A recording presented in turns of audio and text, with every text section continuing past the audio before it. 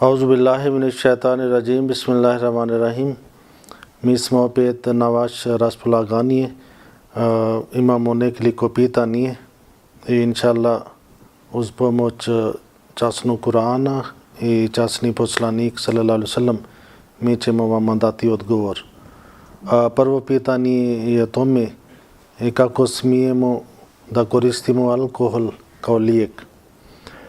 Časni Kur'an kada je zabranio alkohol i isto Allah rekao da u tome ima neki korist i veća je šteta. I kada je šteta i veća, onda taj stvar je zabranjeno da se koristi.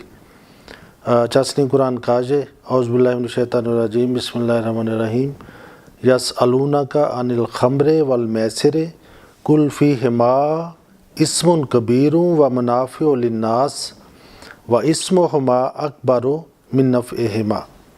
Oni tebe pitaju u vinu i igrama na sreću.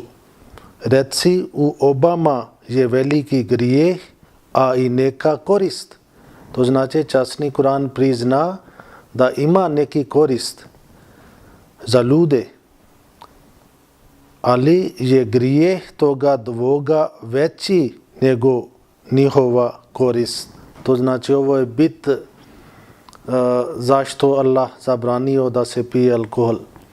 Ali šta se tiče alkohol za lijek, to nije zabranjeno, zato što kada čovjek pije neki lijek i onda on ne bude pijan i pogotovo koliko god on koristi taj lijek i opšte on neće biti pijan i čak može da on umre prije nego da se bude pijan. I zato kao lijek nije zabranjeno. Homeopatik, jedna vrsta medicina, tamo mnogo se koristi ovo alkohol. Ali kada čovjek pije lijek, to bude toliko malo dio da on ne primeti, ne bude pijan. Isto na parfum se koristi ovo alkohol. I mi, ako neko stavi parfum i on ne bude isto pijan, i samo bude neki miris. I tako kako Allah rekao da ima neki korist i to je korist od ovog stvara, ovo stvar.